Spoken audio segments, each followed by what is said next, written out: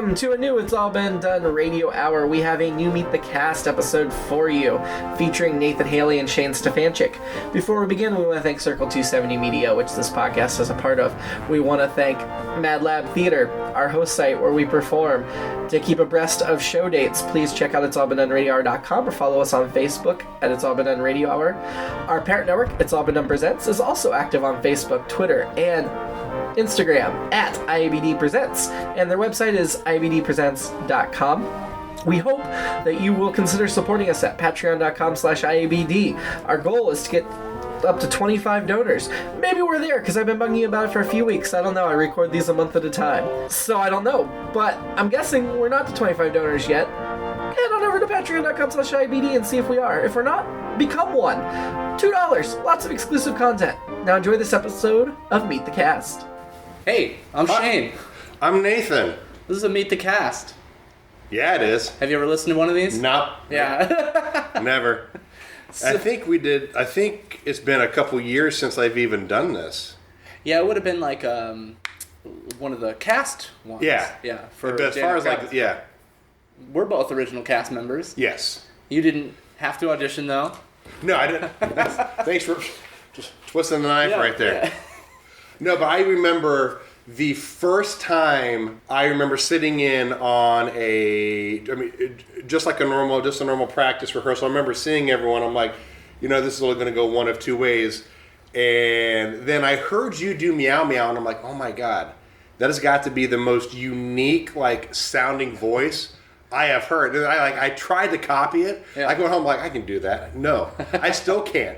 Even when I did another character, that one guy, Pirtle, from Seraptidia, I still can't get it like yours. So I just got in my mind that it's almost like the United States, and there's a Southern accent versus a Boston accent. I can't get it. We're just gonna pretend we're from two different parts. So that's the first thing I remember. Oh my God. It was so everyone else started. I didn't have one of the first lines.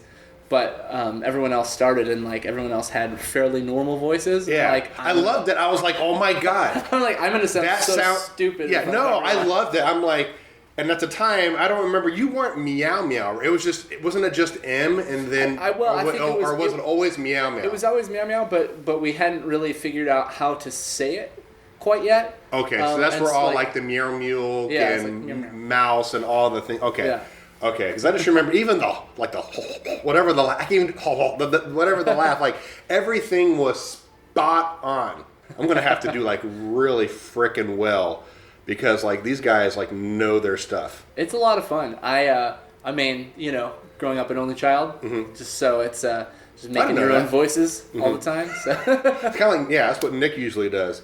And then I think the first thing that you and I were in together was Daniel Kravitz. Yeah. And then I remember So your British accent versus your Meow Meow, I'm just there's no always on point. Yeah. I just remember man, his British is there's no getting out of character. I'm like, oh my God, this is really good. You do a voice, Georgie Schla. Yeah. It was nice to find out that I still remember looking because the first crush I had was George Clooney, apparently. Uh-huh. I'm a big George Clooney lover, I guess. And I remember because there was a time where I didn't read ahead. I just showed up and whatever happened. And Jimmy, I'm like, oh ha ha, I'm homosexual, yay. And then Jimmy's like, no, just read a little further. Oh, I'm a woman. Great. Yeah. So I got surprised a lot, and then there was the hillbilly. Oh yeah. Rapist. I'm like, oh God, this just got dark really quick. And I remember stopping oh wow, these people are good, because every character I got other than Daniel was something way far out in the beginning. I'm like, oh my God, these people are going to think I'm weird. What do I do? I'm like, I'm a rapist. I'm going to do it right. So yeah. So one of the things. That's always interesting when we do it. You're what, 6'8"? Well, yeah. Yeah, basically. Uh-huh. So adjusting the microphone, I think our shortest person's probably about 5, maybe 3. Is it Wendy? It's probably Wendy. If it's Wendy, she's I think 5'4" 5'3". 5'3". So I think somewhere around there. So having to split the I mics know. out all the And time. I feel so bad. You're always on. I think each month, like your ability to realize that no matter how many times I say, "Oh, I can get it," I always forget. Like you're always like right there. I feel like you're like my guardian angel. Like he's gonna forget. I'm just whatever you think in your head is like I'm gonna do it. That giant dipshit just he's not gonna remember, so I'm just gonna step in. Well, the good news is So- you're loud enough that it picks up. Oh, good. More than I would rather have. It's you mainly just for the over, song. That's true. You Because- over the mic. Yeah. Versus, I've noticed Screaming in. when people are if the mic is up here. Mm-hmm. Or is it the opposite? I forget. There's one way where, like, if you talk up to the mic, it's fine. But if you talk down to the mic, it doesn't pick read it up the same? very well. Okay. So, but you're loud enough that it doesn't really Yes, matter. I do have that natural, annoying, booming voice. But I would say I'm most impressed with just your commitment to each part. Like, if you're going to do it, you're going to do it right. And it's always, I think you're the hardest to break. I think even when we had the, I can't remember who you were, where I was Georgie, and I really tried. I tried so hard to break you. You were, I can't remember who you were. Yeah. I tried, and I might have gotten a split second, but you still held on. And that's I could almost break everybody. Sam wasn't hard. He just left the big actor Joe. Joe is easy. Joe is really easy to break, but you've got to be the hardest person because when you're in the zone, you're just like in the zone, and you are my challenge. Like if I can get him to even hesitate, even if like even a second, not even laugh, but just to like hesitate, be like, like that is my goal whenever we're on stage together, if I can. Okay. Because like you are the one that I look up to for like you and Kristen are you Kristen and Nick as far as this consistency. Yeah. Like your voices, even your like posture, like how you handle the character goes into it, and that's what I like. It is interesting. I didn't realize it at first, but whenever I do Meow Meow, I sort of hunch my shoulders a little bit, and it's just sort of like your turns are different, like how you respond to people. I don't know if you're cognizant of it or not, but like just your turns and like your eye contact is just completely different. Than when like who's the Feather Boa character? He's my like that guy. Heath Heather. That's right. That's right. Yeah. Between Heath and then Larry, you move a lot more. Larry, it's actually like you move but you don't move. Like how he approaches the mic. Usually I think it's like the left foot or the right foot is out a little more, and his posture is just completely different. And then you hear that voice, and you're like, oh, I can do that. It's an easy voice. And then you try to practice it, like, nope, it's not coming out. It's just Shane. Maybe somebody else can do it like 30%, but that's about it. Yeah, the hardest, I think the hardest accent I ever had to try to learn was Australian.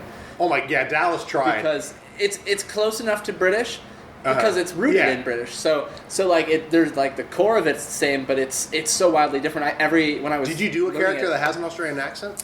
For a Mad Lab roulette. Oh, okay. I did, okay. yeah. Learning that one, I kept slipping back into British, and then there were some words I couldn't get, so I had to do more of a New Zealand accent for some of them, which most people probably wouldn't even know that. Yeah. But and then now everyone's gonna know. It's out. It's out. I know. My secret. But the worst part was then after that show was over, I went. We hadn't been doing Daniel Kravitz for a while. We had like a couple months off. And then I went back to try to do the British accent, and it just kept coming out Australian. I was like, "Oh no!" That would have been funny though. We could have done like a little twist, like maybe you went off for training and something happened. Yeah, right. But yeah, I remember Dallas did this. It's an accent workshop. Right? Yeah, thank you God you're back here. My words are not coming out. I couldn't even think of that. He did a little accent workshop, and that's hard. His Australian is really good, and bless his heart, he tried. Like Kristen would get it, and then he'd look at me, and I'm like that kid that like is trying to kick the ball, but just can't kick the ball. You could tell in his head, he's like, this giant just can't get it. I'm just like, I'm trying. He's like, it's okay. Yeah, so that's definitely hard. Yeah, it's hard. They're my favorite little accent joke is if you try to say the word beer can in British, it sounds like you're saying bacon in Jamaican. Oh, okay. Please pass the beer can. That's good. Yeah. That'd be kind of funny. Yeah, I'm sure there's more like that, but that was my favorite. That was my favorite. Like the first time somebody told me that, I'm like, nah. Then you go to practice. Beer can. I'm like, All right, let's. I was gonna say you do a lot of stuff out. I mean, I know you do a lot. You do a lot of stuff outside that maybe people don't know a lot about. The dinner theater is one thing I can never get to go to. Oh yeah. Are you still doing that? Yeah. Okay. Yeah, it's a dinner detective. Yeah. And so that stuff I always thought was fun. Yeah, it's really cool because the actors are there's a lot of actors like seated at tables with guests, and so. Do you come in at the same time as or like, are you sitting there and like, all we know or like, do they have any idea? Like, No, you just blend right in? Yeah, we basically so like we all meet up earlier in the day, and then we leave the building, and then we come back in with the regular guests, and so then we sometimes you're by yourself, sometimes you're as a couple, and so then you sit at a table with a bunch of random people, and you just kind of mingle, and you try to convince them that you're not like part of the show. It's almost like the resistance game, where like you pretend like you're the bad guy, but you're not trying to be the bad guy. Exactly. Yeah. See, that seems like so much fun. I never get to go. I'm almost always working. Yeah. So, but yeah, you do so much stuff outside of this, and then all the tech stuff is just like, man.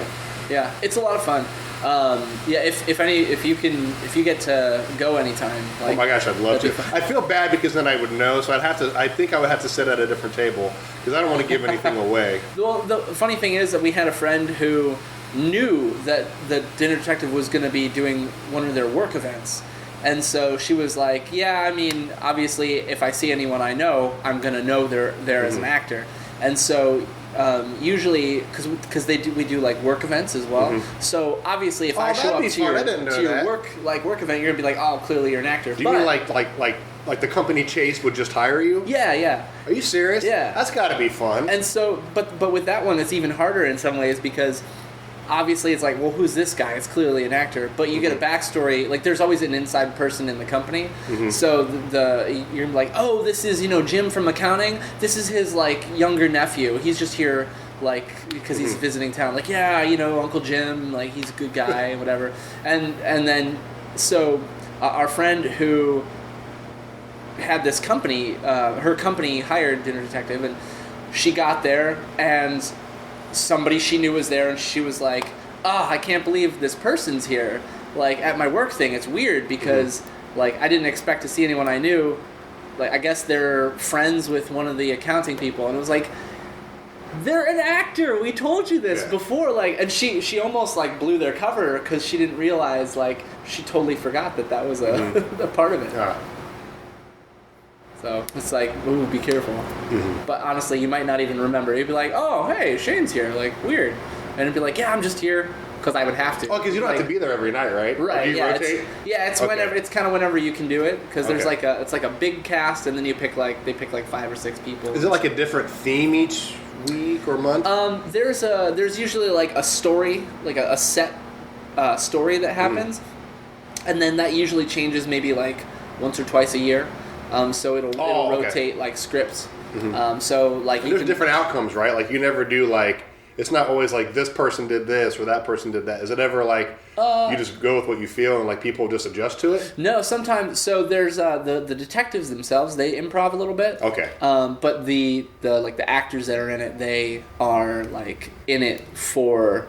Like, they have a script, basically. Okay. But only at certain times. The rest of the time, you're also improvising with your table and just being like, yeah. Oh, that'd be so fun. Because you use code names. Everyone you pick your own, like, code name. So you wouldn't be there as Nathan. You'd be there as, like, Captain Tall or something, Thank you. I like how you went to Tall. It's not Captain Handsome. Just right there. Just Captain Tall. Captain Tall. Captain Tall. I just say what I see. Well, and you do a lot of music stuff. Yeah. I mean, not as cool as you, but just like me.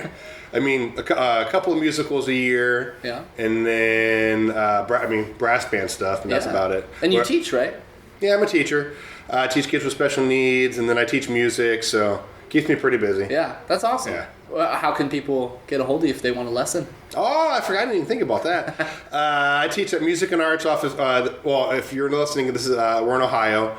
So I teach in Columbus, Ohio, off of Cemetery Road. There's a Music and Arts there, and then I also teach at Guitar Center off of Morse Road.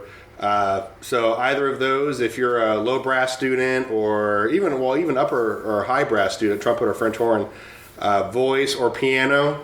Very cool. I bought a harp. Oh, I forgot about the Electric harp or mini harp? Just it's about like I forgot about that. This big. It's it was one of those things where like I was like maybe I'm good at the harp. Yeah. And so I went and I rented a harp, and I was like I'm not great at this, and I put it's hard. I put it to the side, and I forgot about it, and then I realized it's like, am I still paying for this? So I called them, and they were like months later, they were like, oh, actually, you just finished your last payment. I'm like, cool, I guess I own a harp now. Have you done anything with it since? I forget the song you were working on, but you were so happy to be doing this one song. I can't remember what it was. It was a Blink-182 song. Okay. Yeah. I thought it had something to do with that. Though I did also just figure out I can play Toss a Coin to Your Witcher on it, which is from... Is that from The Witcher? From The Witcher, yeah. Okay. Is that the main song that it's known for? Yeah. Because I got curious about it, and I went on iTunes, and whatever album of it just came out, the list was like over 20 songs. Yeah. And every single song, you know how like you can look to see the popularity of a song, like there's like, I don't know, like we'll say 10 bars. Yeah. And like literally every single song on there had like a bar, except for one song that had all 10 filled. Yeah, that's one? The one. Yeah. Okay. Yeah. Okay. It's because it's just a C chord harp. So like there's no like sharps or flats unless you tune it that way. But it's mostly tuned to just straight like C chord. Okay. And is that song in the key of C? It is. Oh, so you don't have to like do any adjustments or anything. Yeah. So that's pretty fun. Okay. So I'm like trying to learn that, and then meanwhile, Kristen on the piano, she's just like playing it like beautifully. I'm just like. Bow, bow, bow. It's like, so it's just like Guitar Hero when like, yeah, I just got it on medium. Yeah. And then your friend steps up like, oh man, I'm just gonna play this on expert. And at the end they missed like, there's like one tiny mistake they made. I'm like, man, right there, friend. Yep. Right there. Right there. I always enjoyed doing the singing parts of. I just love karaoke, so. I'm the complete opposite. Can't do it. Yeah. I can't be in the same. I have to be like wasted. I can't. My ears. I can't do it. I have a great just sympathy and respect for those who can do it, because I try to convince myself I'm gonna go. I'm gonna try, but I just the people that I just can't. It just grinds my. Can't do it. I will say some of the times that we end up all going, you can tell that we're theater folk and stuff because it's like and that's the thing. You should be able to go. You should be able to go and have fun. It shouldn't matter like the caliber. It's karaoke. You're just doing it for fun. Right. And I can't get my ears and my brain to be like it's just for fun, because I know I'm not great at it. I would be that person that does Dream On and try to hit the A flat to G, and I'd miss it. And it'd be awful. I'd be that person, and I can't do it. Can't do it. That's the only thing that's like I'm so focused on singing well that I have absolutely zero stage presence. So I'm just standing there just like arms at my side, just like singing into the microphone, like don't look at me. Are you serious? I would have picked the computer. It's now very rigid. Have you ever done karaoke as one of your characters? Like Meow Meow does karaoke, or Rufus. Yeah. Or does Rufus do karaoke? Oddly enough, the few times where I've had to sing in character have been. Have you done it? Yeah. Okay. Not like so there's a Beetlejuice musical that's currently in New York. I know. It's in New York till June. You have no idea. If Rich Nate could come out, oh my God! When I heard that you and Kristen went to that, I'm just like, man, yeah. I want to like punch him, but like respect him at the same. Like, what do I do here? It was expensive, but it's got to be worth it. From what I've heard and what I've seen, and the fact that you don't even like, because there's only so much you can do. Like, I want to say like not magician wise, but people flying. Yeah. Like from what I hear, like people say, like it looks like you're maybe watching it like in a movie theater because everything looks so realistic. Yeah. So and the thing is, like they had like he's basically doing like a lot of people that they're doing like almost sleight of hand magic. Yeah, because because it's just sort of like he'll like pull stuff out of nowhere because he's a ghost. Well, it's Beetlejuice, right? So, but the coolest thing is when they do like the like floating at the end where Delia? Where she's dancing up and down. And the thing is, like, I'm like, oh, it's got to be like a harness or something like this. That's all I could think of. Was you should be just looking for the light to hit the wire, right? No, because she like it has something to do with if you see it, it has something to do with the railing on the stairs. Uh-huh. But it doesn't look like she's wearing anything special. She just sort of walks up to it and then just starts like lifting off the ground, and then it brings her back down, and she immediately steps away from it, and there's nothing there. She doesn't reach behind her. She doesn't she just steps away, and I'm like, but how do you do this? And they won't tell. They won't say. $500 more to see this again. I'm going to figure it out. I have very seriously considered going back to New York just to see it. Yeah, I wouldn't, and that's fun because and that's what I enjoy about stuff like this is I enjoy the second Saturday of every month because I enjoy the show, I enjoy the rapport with the cast, and I love to see what like the people who actually write for it, like what they're going to come up with. Yeah. So I can totally, if I could afford it, I would go see certain shows all the time because, especially if you like the music. And Beetlejuice has, because when you watch the movie, everybody has those same couple songs in mind. Yeah. But it's interesting, like the stuff that they come up with that's not from the movie, like the same 2 or 3 songs that you all know. Well, and they address that right off the bat. It says like, "Oh, it's a departure from the movie." So is it more like the cartoon? It's sort of a little a hybrid. That's what I was wondering because I've never seen the whole thing. It does kind of follow the beats of the movie, but then there is a little bit of a kind of cartoonish aspect of it. But the album's on Spotify, the whole soundtrack. But XS Karaoke, who does a lot of karaoke in Columbus, they actually just added, upon my request, don't want to toot my own horn, but a ton, almost all the Beetlejuice songs. So, I thought you were just going to say 1 or 2. No, okay. So I actually I karaoke'd one of the songs the other day, and that was probably the most fun I've had because I sort of was in character and was like actually moving around for once rather than just like standing there. Yeah. That's cool. Yeah. And then you get these people who go up there and like they're not great singers, but they're just having a time of their life. And that's why I feel bad because I can't stop myself from I can't. So I try to stay away because I don't want to be that because I don't want to take away from their joy. Yeah. Because I know, like, no matter where I am in a room, like, everybody looks. Like, here's this giant guy. And I try to, if I go, I try to sit in the back, so I have not seen. But I just remember one time somebody came up to me and they said, we're just trying to have a good time. And I kept sawing you cringe. And I'm like, I'm sorry. I didn't. So that's another reason why I don't go back. Because I didn't even say anything to the person. I didn't say anything at the table. And I thought I was being respectful just by sitting back. But I'm just like, I ruined that person's evening, and I didn't even mean to. Right, yeah. They see me as like this, b-hole, and so I try not to go unless I'm inebriated or like, my friends like, it's my birthday, and it's like, okay, gotta do it. Okay.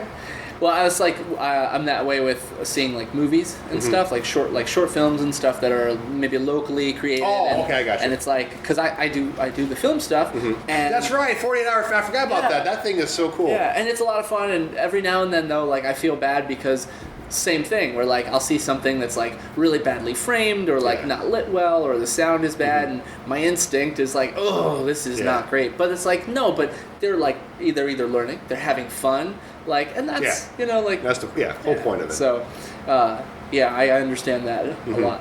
I'm sure people who are expert writers will listen to this as their favorite show and think, man, I could write that better. that gives me hope. Which they can't because Jimmy's amazing. Don't write me off the show, please. Bring it. That's what I'll say. That bring it, James. Anyone who would say that is snobby anyway. We don't want them. We don't value their opinions. No. Do we plug stuff on this? Do we have anything to plug? I don't know. Thank you. I just said it because I thought you would have something. No. I don't know what to do. Thanks, Guitar Center, for letting us buy stuff from you. Yes. Let's see. What is your favorite cryptozoological creature? Does that mean it could be real, but it's not? Could be, yeah. So like, Yeti, Bigfoot, Loch Ness Monster. Okay. Something that we're like, like they think they've seen. Ooh, that's a tough one.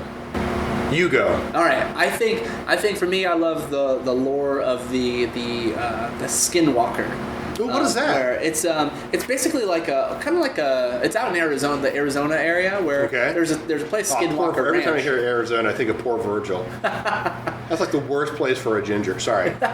It's true. We love you, Virgil.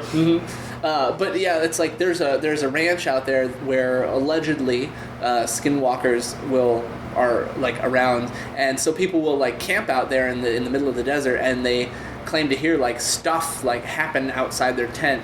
And it's like, are they people like skinwalkers? Is in like they're naked? No. Well, I mean, yeah, like basically, I want to say it's like changelings, sort of, or like shapeshifters almost. Okay. And I could be totally misremembering this because it's been a while, but well, this heard it from a friend who heard it from a friend who heard it from a friend. But that's I think one of my favorites. I've never even heard of that. That's interesting. I've asked this question before. Some people will say, I've had a few people say mermaids are their favorite, sort of a lore. I wasn't even thinking mermaids. Yeah. Because people have I'm trying to stay away from saying Bigfoot as a big person, but regular foot for you. Regular, size 16, 17, yeah, regular foot, man. But I think just because I would assume between Bigfoot and Nessie, they are the two. I mean, I guess maybe like the two most famous. Like everybody's seen it, but yet nobody's seen like the haunted hospital. Yeah. Everybody knows somebody that's done the haunted hospital, but nobody themselves have done the haunted hospital. Listen, if your guys are like, what's the haunted hospital? I don't know if that's just an Ohio thing or a Columbus thing, but anyway, I guess I would say Bigfoot just because it's interesting to see like the different almost like UFOs, like the photos that have come out. Like one photo has him almost 10 feet tall and like very broad. One has him maybe 8 or 9 feet tall but very narrow, and like the fur changes and the color changes, which yes, hair color can change depending on where you live. Sure. And like certain locations change, and it's just like it's always interesting to see, or like his stride changes. So like so is he somebody to fear? Is he, misunderstood? Right. Is it even a guy? We assume it's a guy, but like nobody ever has a picture of Bigfoot like facing forward, Well, and now though, now with everyone has their HD camera in their pocket. Why is it still always blurry? Yeah, like, exactly. Why is it still always? It seems like it's far away, or like they zoom in to make it look like it's close, but the noise is so bad on the frame. It's like, yeah. So I guess I would go with Bigfoot just for that, because I don't even know if it's a guy. We just assume it's a guy. I have no idea. Could be a lady. It could be. We don't or does it have a family? Is there like Littlefoot? Yeah. Is there? Yeah. So I guess I'd go with that. But I never heard of the Skinwalker. Skinwalker. Oh, like White Walker. Yeah. Okay. Yeah, it's pretty cool. Oh, here's a simple one. Who's your favorite character to play on the show? Or do you have a character that's not yours that you would... Actually, let's do that. A character that's not yours, but if you had the chance to do it for the show, you would. Ooh, yeah. Like you had to sub in. Yeah. And you could do their voice. And you could. Yeah. Because because that's foreshadowing if you haven't figured that out. I would probably have to say Ratcliffe. Because I've tried to replicate Dallas's his timing, his timing, his just reading quickly, but with inflection is hard. Mm-hmm. Yeah. Okay. That'd probably be mine. Can you guess mine? I don't. Meow meow. Oh yeah. Oh my God, I would love to. I would love to. I mean, especially just I can't. Just the laugh. I can't. Something like that. I can't do it. Because it reminds me of. Have you ever seen? It's not Inner Space. Oh, it's Randy Quaid, and he's a space person, and he comes in contact with the Enemy Mine. It's from the 80s. I don't know if you've ever seen it, but every time you do it, it reminds me of that movie Enemy Mine, where he befriends this. An alien, for lack of a better word, and I don't know if it's like a Romeo and Juliet type thing where they're enemies at first, but and they don't fall in love with each other. This is a friendship. Yeah. But the moral of it is he goes from hating this guy to respecting him, to would do anything for him, to even risking his own life to save his son, which he births. Really weird. A guy it's like a seahorse thing. Okay. But anyway, the laugh that the creature does, I think they're called Darwitches. is just like that, and that's what I was like. That's what the first thing I think of. So that would be the character that I would pick if because it's I love it. It's always spot on. I love it. Well, thank you. We'll keep it short and sweet. Listen to more Radio Hour. I'm sitting here just whatever you... Come see us live in Columbus, Ohio, the second Saturday of every month at Mad Lab Theater. That's, second Saturday, usually 5 p.m. I guess my final thing would be is it's a pleasure. It's a pleasure to work with people like Shane, always on, and if they're having a bad day, it doesn't really show. Yeah. So I enjoy that. Even as a cast member, I always feel like I need to up my game because it almost seems like every month, even when it just seems stagnant, like everybody is enjoying it. So that is motivation for me to enjoy it. So I love it. Good. Nice. Yeah. Back at you. I think that's it. All right. Bye, everyone. Bye. It's all been done. Radio Hour number 229. Meet the Cast number 32, When Nathan Met Shane. Starred Nathan Haley and Shane Stefanchik as themselves, talking about real things, because this was a real interview, not a scripted bit. It's all been done. Radio Hour was created by Jerome Wetzel. Our technical director is Shane Stefanchik. Our music director is Kristen Green. Theme songs are composed by Nathan Haley with lyrics by Jerome Wetzel. Our Foley artist is Seamus Talty. Our script editor is Keith Jackson. And our podcast editor is Chris Allen. Have a great week. It's All Been Done presents Who's Got the Time?